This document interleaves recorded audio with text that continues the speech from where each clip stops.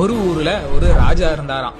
அந்த ராஜா தன்னோட நாட்டு மக்கள் எல்லாரும் நிம்மதியா எந்த ஒரு குறைகளும் இல்லாம வாழணும் அப்படின்றதுக்காக இலவசமா வீடு கட்டி கொடுக்கறது, வேலை செய்யற மகளிருக்கு ஹாஸ்டல் கட்டி கொடுக்கறது, கிராமப்புறங்களுக்கு சாலை அமைச்சு கொடுக்கறது, கைவினை கலைஞர்களை உயர்த்துறதுன்னு பல திட்டங்களை வகுத்து அதை நாட்டு மக்களுக்கு கொடுத்து வந்தாராம்.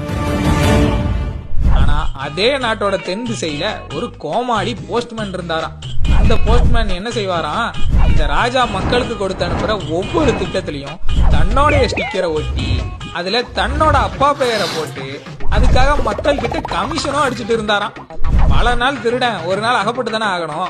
ஒரு 3 வருஷம் இப்படியே மக்களை ஏமாத்திட்டு இருந்த அந்த போஸ்ட்மேன் இந்த வருஷம் நம்ம கையில வசமா மாட்டிக்கிட்டாரு.